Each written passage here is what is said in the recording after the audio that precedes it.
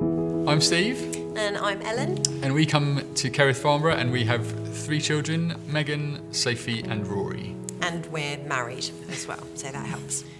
So our middle daughter, Sophie, she is 11, and when we fell pregnant with her, we were told that she had a heart condition that would potentially mean that I wouldn't even carry her to term, which was obviously quite difficult to hear.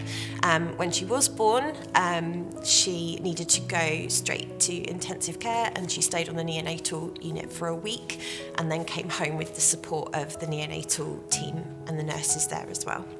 So we were under the care of a specialist health visitor because of Sophie's condition, and when Sophie was about 9 months old, she came to visit us at home. Yeah, and she had done some bank work for the hospice, and she basically said to us, would we be interested in hearing more information about the hospice and how they could support us. Shooting Star have supported us in a number of different ways. So they have 2 hospices, one in Hampton and one in Guildford. And out of those 2 locations, they provide lots of different services. So the things they've helped us with are services such as hospice at home, where nurses can come out to our house and help support us there.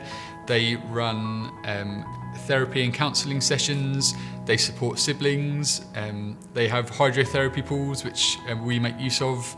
And those are just a few of the number of different ways that we've benefited, but there are lots of different services, extra services, which they can provide as well.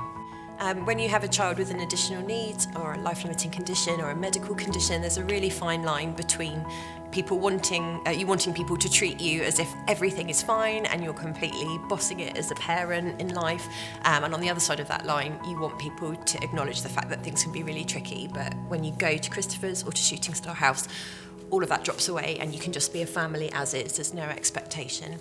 And I think for us, the other thing that we're already grateful for and we've seen in action is the way that the hospice looks after families after they're bereaved of their child. And that doesn't stop just when your child dies. Obviously it's earth-shattering, and that support doesn't stop.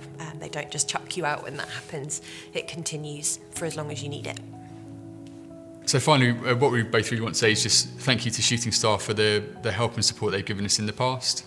And for everything that we know they're going to do for us in the future.